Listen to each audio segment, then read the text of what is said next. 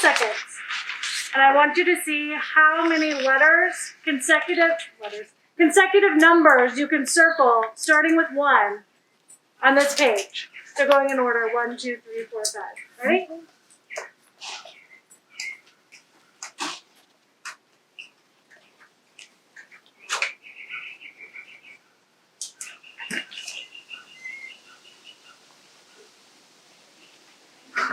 Okay, stop. Oh. How many people found 3? Up to 3. How many people found up to 4? How many people found up to 5? 6? 7? No. 8? No, 7. How many you have? 8. Up to 8? Is that your highest? Okay. So it looks like we found up to 8. 10. 10? 10. 10? Whew. All right. 1 per second. That's not bad. Okay. Now I'm going to have you turn it over to page 2. And what if I told you that the numbers were in quadrants? Clockwise quadrants. Right? Oh no, I'm sorry. Like this. Not clockwise. So in the same 10 seconds, if I told you that they went in order, how many numbers could you find? Double.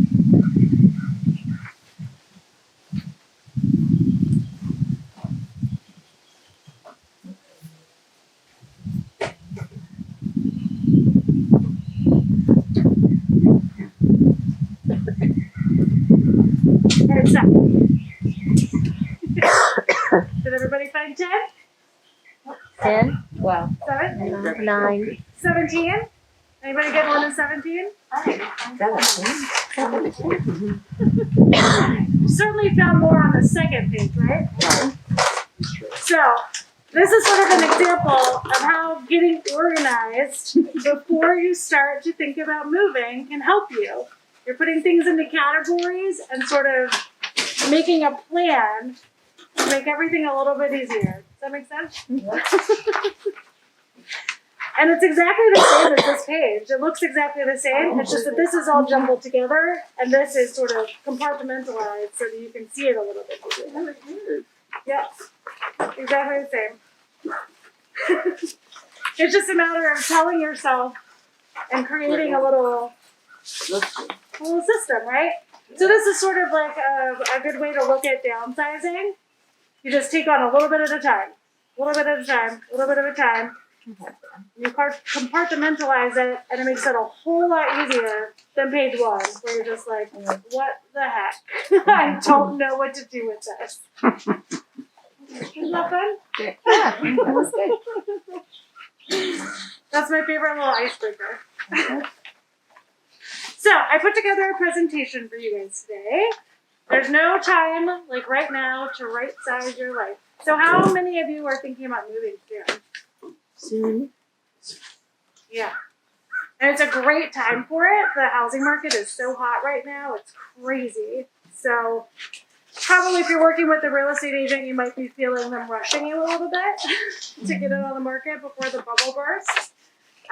So it's a really, really good time. I'm holding this away so you guys can hear me. I hope that's a little bit easier.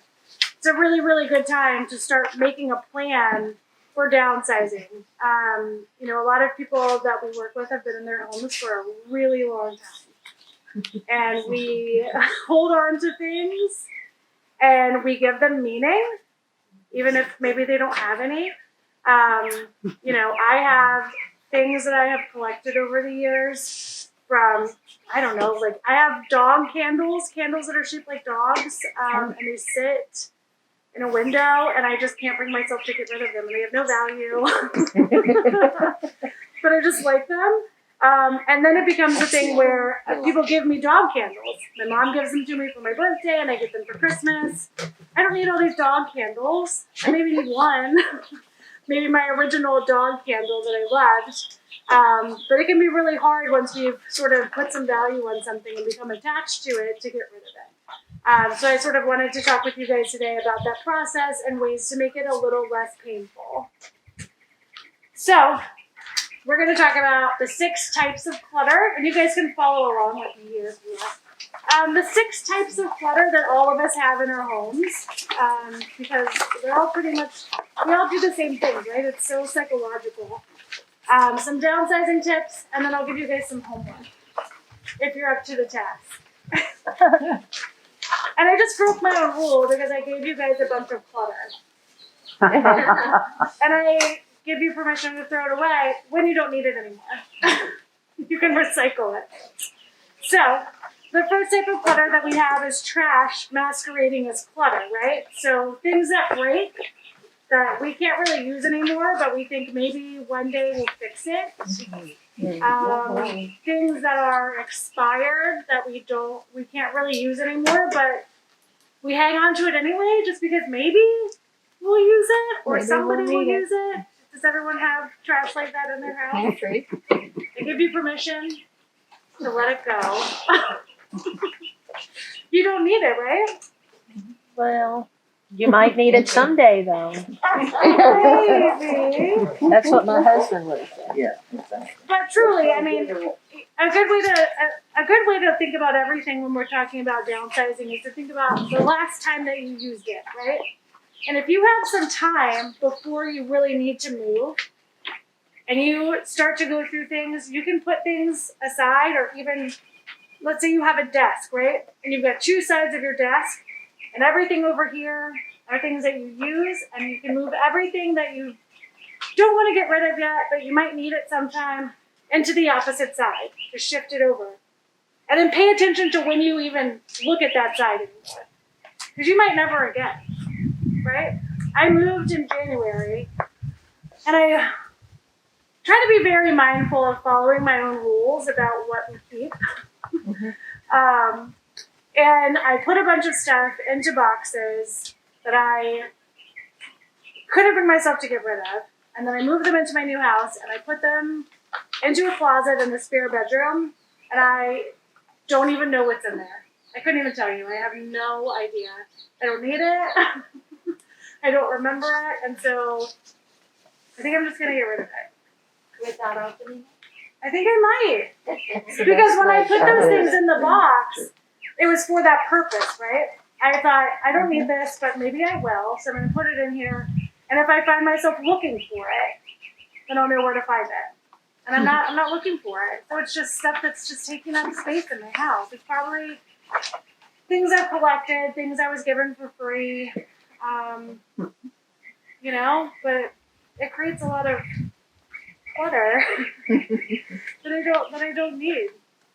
So the next thing is clutter without a home. So that is probably what this falls into the category of, right?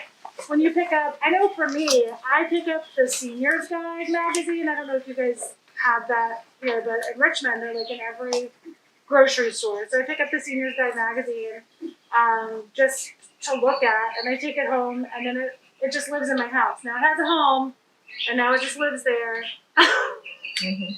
And so those are things that we don't necessarily need to hold on to anymore. How many people have abundance clutter? Does this look familiar to you? Yeah, something like that. Not really. Right? I mean, I don't know about you, but I can't wear shoes like this anymore. It's like a shoe store. Yeah. So abundance clutter is a really good way to cut down on some of the things that we have, right? You have, you know, right. And I think a lot of people tend to buy things. I have had so many clients when I'm working with them on one-on-one. They've got a pair of pants, right? They hold up a pair of pants. Do you wear these? Do you love these? Is this something that you want to keep? And they're like, well, I have 17 pairs of those. Well, sometimes they're like in 3 colors. I've got them in khaki, navy blue, and black. And I'm like, let's get rid of some of them because we don't need, 7 pairs of pants in the same color. That's a lot of space it's taking up, and a lot of black. yeah, it's a lot. A lot of clothes. I think we tend to do it with food, pantry items, particularly in kitchens and closets, is when we have a lot of abundance clutter that we maybe don't need. Does it feel uncomfortable to think about getting rid of those things? Can you hear me? I can hear you, what you're saying. You're feeling a little uncomfortable thinking about it? Well, I have talked with my husband about throwing away different types of flowers Yeah, all over, yeah, and the different spices. yeah. It's okay to get rid of those things. I think a lot of times it can be really difficult to think about getting rid of something that we could maybe use, even if it's something that is expired, right? Because it feels wasteful. But it's being wasted if it's just sitting in a cabinet too. You know, it's still wasteful and it's gonna have to go away eventually. It is so much easier to get rid of this stuff sort of piece by piece than it is to like have to rip off a Band-Aid all at once when it comes time to move. You have time to sort of wrap your head around it a little bit more when you give yourself some time to do it. Bargain clutter. All the free stuff that we pick up everywhere. So, maybe a week or two ago, one of this is my coworker over here, Liam. So one of our bosses was in from another state. She lives up in Maryland. And I went to an event with her, and it was like a marketing thing, and they were giving away like wine glasses that had like pens and keychains and stuff in them. And I was like, "Ooh, yes!" And she was like, "Absolutely not, put it back." She was like, "What are you doing? You go out and you talk to people about encouraging them to like get rid of these things and to stop taking them, and you're taking the free stuff." She's like, "Go put that wine glass back," and I was like, "Actually, I actually took it and I put it in the office. It's in the kitchen of the office." Because I think we could use it there, but it's something to think about, right? When you go places and you're like, yes, we're all programmed to be like free stuff, free stuff, free stuff, free stuff.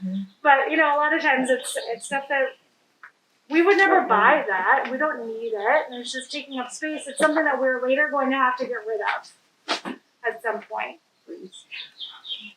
My mom. At least we gave away useful notepads. Yes, that's useful. And we're giving away a gift card, so it's all stuff you can use. Yeah, So. that's true.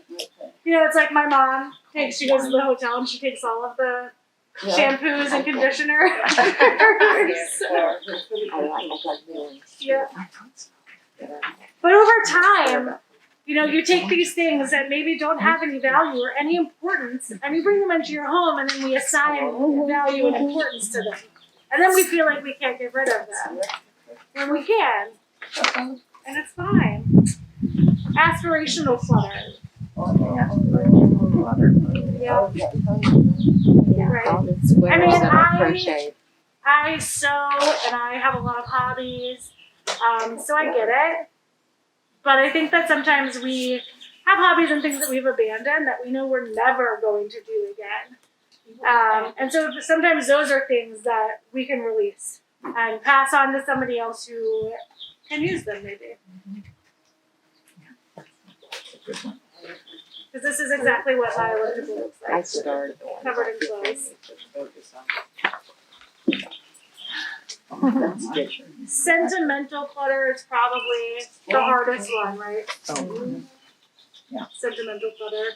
And this is too, it's maybe things that don't have a lot of value, that we place value on them.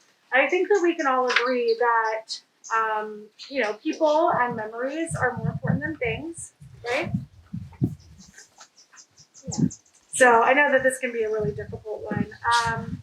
A lot of times when I'm working with clients and we have something, a lot of times it's like maybe it was their grandmother's like set of china, and they're like, I've got this set of china and I never use it. I have nowhere to put it. I can't move my china cabinet into my new apartment, but I have to keep this because I can't bring myself to get rid of it. And nobody in my family wants it anymore because nobody wants fancy china anymore. And what am I going to do with it? So a lot of times we talk about keeping just some pieces of it, right? If you drink tea every day or you drink coffee every day, instead of having a whole set of china that's sitting in a corner cabinet that you never touch, it's just sitting there collecting dust, actually integrating a piece or two into your life and using it to drink your tea or your coffee in the morning is really nice. It's a really nice way to honor the memory of whoever that came from and feeling like you still are, connected to the items. But I'm bad at coaching people on getting rid of the sentimental stuff because I get it. So this is, starting early is a great thing if you guys have some time. Have you ever heard of like habit stacking? It's something we talk about at work a lot, right? So let's say you get up every day and you have a routine. You drink your coffee in the morning, you sit down to read the paper, you go to walk the dog. If you can block 30 minutes or an hour into your day as part of your habit and put it into your routine, it can be really helpful and just have that time as part of your day. All right, 3 days a week, I'm going to spend an hour organizing and decluttering this one room. And that can prove to be really helpful for 30 minutes a day. I'm going to drink my coffee, and then before I sit down and read the newspaper, I'm going to start working on this closet over here. I'm going to start in my kitchen and think about what I can do away with. So you can set a timer, which is really helpful. And focus on what you're moving forward to. And that can be really helpful as well. A really big tip for downsizing, figuring out, what you can bring with you if you're moving, is to think about where you're moving to, right? I mean, if we are moving from 4 or 5 bedroom house into a smaller apartment, we obviously can't take everything. And I know that can seem really overwhelming to think about at first. But if you think about where you live your life in your home, right? I would bet that it's probably contained to about 3 rooms, maybe 4. Even so, if you might have a 6 or 7 bedroom house, and I would almost bet you money that your time is spent in the kitchen, in a living area, and in your bedroom, right? Maybe one other space. We could have, a bonus living area, or maybe a fancy dining room. But 9 times out of 10, if you could think about. So I actually bought my house from one of our clients when he moved, and it had carpet downstairs, and I could see, because he lived in the house from 1966 until when I bought it from him last year, you could see where he had worn the carpet from living his life in 3 rooms. And the rest of the house was virtually untouched, once his kids moved out of the house. And I think that if you think about, if you could put a tracker on yourself in your house, where you're going, I would almost guarantee you that it's just in one little spot. And that can be really helpful when you're thinking about what to take with you, what you can move with you, is, things that are sentimental and most important to you, and then the things that you use the most and the spaces that you live in the most. So having a plan for where your items are going to go in your new place is really important, right? Because nobody wants to get into a situation like this where your furniture is too big for your space. So, having a good idea of where you're moving, what that spatial layout is, and how your furniture is going to fit into it can be really important. When you're moving into a new place, if it's a little bit smaller, the last thing you want to do is try to bring everything, and you've got furniture stacked on every open place. It can be really uncomfortable. It's easier to make those decisions beforehand than on the day that you're moving, because it's just, nobody wants to waste money having movers take things away that don't fit. It's the worst. So starting in an unemotional area first is a really great place to start. So, if you really know that you need to do some downsizing and you have a lot of stuff that you need to get rid of, probably starting in, the kitchen is a great place. Garages, don't have a whole lot of emotional attachment. Well, that's not necessarily true. But kitchens are a great place, right? Like sorting through your Tupperware doesn't break anybody's heart. That can be a nice place to start. It's good to think about, do you use it? And do you use it often, right? I mean, I think we all have, my husband like collects kitchen gadgets. We have all of these kitchen gadgets taking up all this space. And it drives me crazy because we've maybe used it twice. Like, I don't need a George Foreman and an air fryer and like a, you know, like a standalone cooktop. I don't need all that stuff. But do I use it? Do I need it? Do I love it? You guys all familiar with Marie Kondo? No? So she has Marie Kondo is she's famous because she wrote a book and then she has a TV show. And the whole point of her show is, does it spark joy?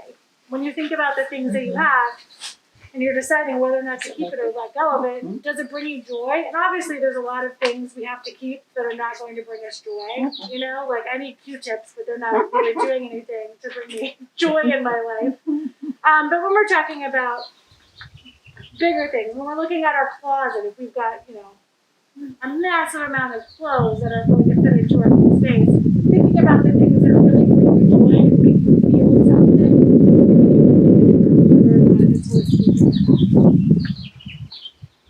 Oh, there she is. Does it spark joy?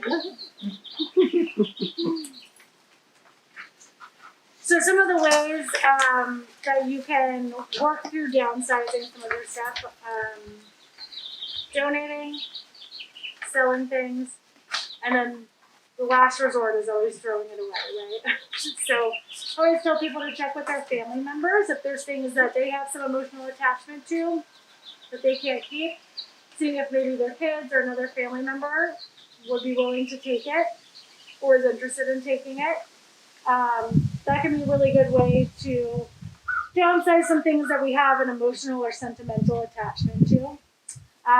Donating things is great, and I think that when I think about things that I'm donating, I love thinking about the fact that somebody else is going, you know, to go to a store and find something that I couldn't keep, and they're going to love it, and then they're going to have to get rid of it later.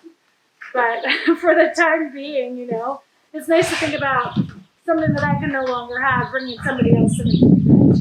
And the same way for selling things. We work with a couple of different auction companies in Richmond, and a lot of our clients do really well with selling some of their content that they can't take with them to their new home.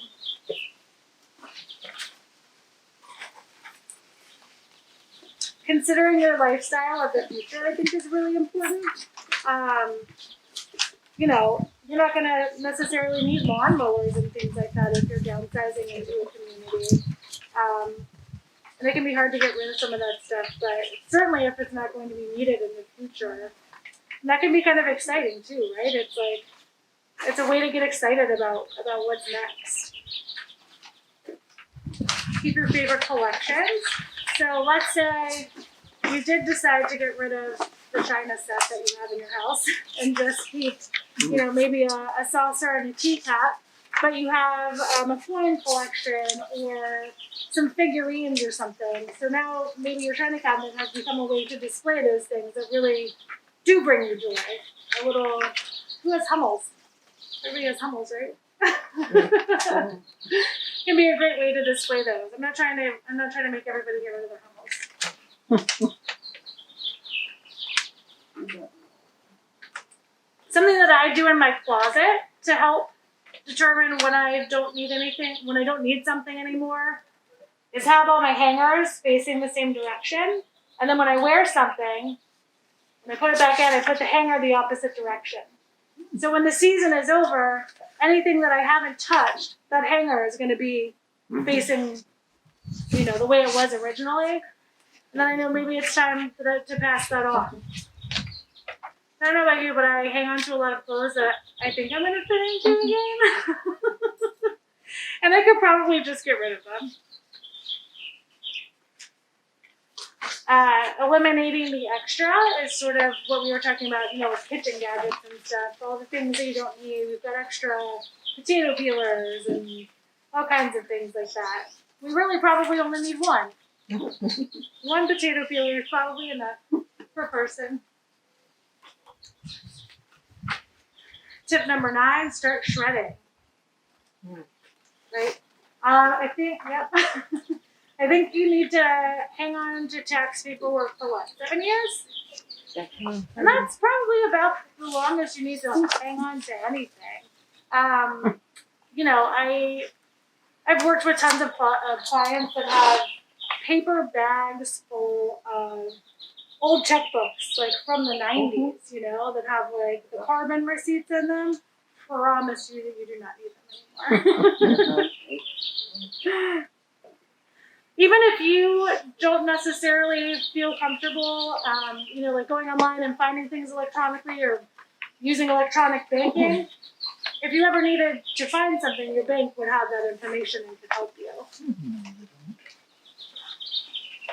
Downsizing tip number 10, share your stories. I think sometimes when we kind of take the information that we hold in our hearts and in our heads about a specific item that we're holding on to, and we impart the importance of that onto somebody else and make them understand its value, then that can help a lot with deciding what to get rid of.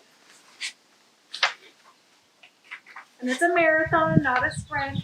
Because if you're sprinting, then probably we waited too long to get started. So passing things on to family is a great way to find new homes for things, selling things, donating, and then, we always try to keep anything that we can out of the dumpster, so it's always an absolute last resort. But I promise you there's nothing else that we can do with the little lotions from the hotel besides throw them away. Nobody will take them. Easier. Once you start getting in there and you start making some decisions, it's not so painful after a little while. And I gave you guys all my card in this book, so maybe you can keep the card and you can recycle the rest when you're downsizing. But it's got some information in here. This is a really great calendar. I mean, we're into the year already, obviously, but let's say May, January, start with your limits, move on to electronics and cords. Got some information about successful downsizing and where to start. And then if anyone is interested in selling some things at auction, this is sort of a list of what most auction houses are taking right now. Do you guys have any questions? You're talking about the auctions. Do you do furniture? Yeah. Okay. So we work with a couple of different places in Richmond. One is called Cannons, and then another one is called Beck Estates. And so we sort of work as a facilitator because my company doesn't actually sell the items, but we would work as a facilitator to bring the content to auction so that it can be sold. And so we don't take any cut of those proceeds. I carry the auctioneer's contracts in my paperwork so that I can just facilitate that relationship. And then that way all the proceeds are going back to you. But yeah, they take all kinds of stuff. Well, they do auctions of just if you only have a few items. Yeah, so there's a couple of ways to do it. Sometimes, if it's a whole house full of stuff, it kind of depends because COVID's made it a little bit weird because we're not really doing the auction company isn't holding in-house sales really anymore, and then particularly in this area, it can be a little bit difficult to really get the traffic that's needed to be able to sell everything at a high dollar. So a lot of times we just take the stuff back to they have a showroom in Richmond, so. Just deliver it right to them. They put it in their showroom, and they do an online auction, and their showroom is open to the public. But if anybody wants to start an auction company around here, it's maybe a great business idea.